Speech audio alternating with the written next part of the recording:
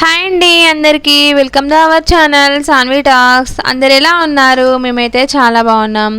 ఈరోజు మన ఛానల్లో అయితే హెడ్ కర్రీ మేక తలకాయ కూర ఎలా ప్రిపేర్ చేసేద్దామో చూసేద్దాం. ఇదైతే మనకి ఇష్టం. అసలు మాంసాహార ప్రియులు అంటే చాలామంది ఉంటారు కదా, వాళ్ళకైతే ఇది చాలా ఇష్టం ఉంటుంది. ముందైతే మనం మసాలా అయితే ప్రిపేర్ చేద్దాం. ఒక చెక్క, 2 చెక్క ముక్కలు, 5 లవంగాలు, కొంచెం సాజీరా, తర్వాత కొంచెం యాలకులు, ఒక 4 యాలకులు అయితే వేసేసిన.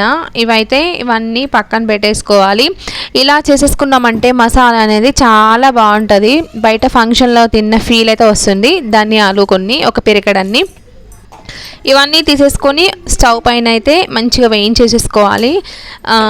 వాటిలో పచ్చి వాసన పొయ్యేంత వరకు అయితే వాటిని మంచిగా వేయించుకోవాలి. ఈ ఫ్లేవర్ అనేది ఈ తలకాయ కూరలో మంచి టేస్ట్ అనేది తెస్తుంది అన్నమాట. ఇలాగా బ్రౌన్ కలర్ వచ్చేంత వరకు అయితే, మంచి పచ్చి వాసన పోయేంత వరకు అయితే మంచిగా వేయించేసేసుకొని ఇవి మిక్సీ అయితే చేసేసుకోవాలి. కొంచెం చల్లారిన తర్వాత మిక్సీ చేసేసుకొని కొంచెం మొత్తం మెత్తగా గ్రైండ్ అయిన తర్వాత 4 వెల్లుల్లి రెబ్బలు తీసేసుకోవాలి.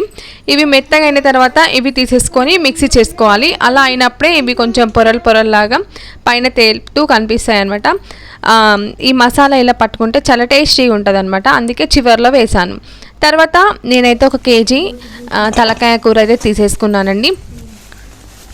తీసేసుకొని దాన్ని ఇంకా కవర్లో నుండి బేషన్లో వేసేసుకొని అందులో అయితే తగినంత కారం వేసుకోవాలి. మీకు ఎంత తింటారో అంత కారం అయితే వేసేసుకోండి. నేనైతే మా బాబు కొంచెం ప్రిపేర్ చేసిన కాబట్టి కొంచెం వాడు కారం తినడు కాబట్టి లైట్గా అయితే వేస్తున్నా. నేనైతే ఒక 1-2 గంటలు అయితే కారం వేసేసిన. తర్వాత పసుపు, తర్వాత ఆయిల్ అయితే పోసేసుకోవాలి. ఆయిల్ పోసేసుకొని మనం తలకాయ కూర ఇలా కాకుండా పోపులో వేసేటప్పుడు కూడా ఉప్పు కారం అనేది యాడ్ చేసేసుకోవచ్చు. ఇది మాత్రం చేయితో కలపకూడదండి. నేనైతే చేయితో కలపను. బొక్కలు అనేది మన చేతికి కుచ్చుకుంటాయి. ఆల్రెడీ నాకు ఒకసారి ఎక్స్పీరియన్స్ అయిందనమాట. అప్పటి నుండి నేను స్పూన్తోనే కలిపేస్తా. తర్వాత అల్లం పేస్ట్ కూడా వేయాలి. అల్లం పేస్ట్ వేసేసి ఇంకా మంచిగా స్పూన్తో అయితే కలుపుకోవాలి. పేస్ట్ని ఇట్లా ఎగరేస్తూ కలుపుకున్నామంటే తలకాయ కూర అనేది మంచిగా మిక్స్ అవుతుంది అనమాట. నాన్ వెజ్ ఏదైనా కూడా ఇలాగే కలుపుకోవాలి.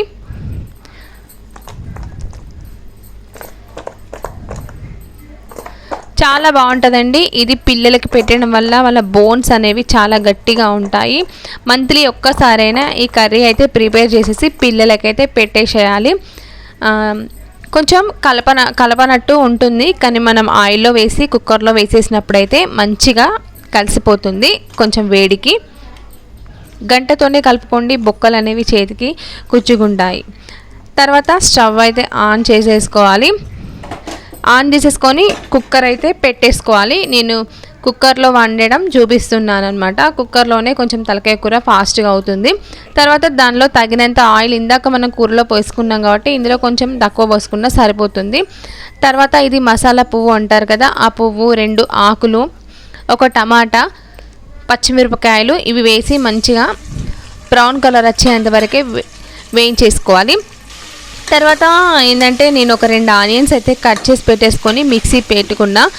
ఇది ఇట్లా ఆనియన్స్ ముక్కల కంటే కూడా గ్రైండ్ చేసి వేసుకున్నారంటే గ్రేవీ అనేది చాలా మంచిగా వస్తుంది. తలకాయ కూరలకి గ్రేవీ ఈ విధంగా వేస్తే టేస్టీగా ఉంటుంది. గ్రేవీ కూడా చాలా చిక్కగా వస్తుంది అన్నమాట.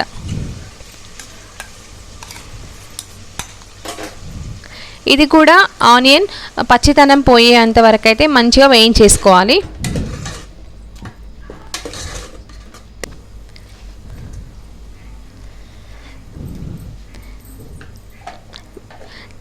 చాలా మంచిదండి పిల్లలకి. ఇది అన్ని బెనిఫిట్స్ ఉంటాయి. వాళ్ళ బోన్స్ కానీ లేకపోతే వాళ్ళ హెల్తీగా ఉండటం కానీ, సూప్ తాగించిన కొంచెం చిక్కగా కలిపి అన్నం తినిపించినా కూడా చాలా హెల్తీగా ఉంటారు.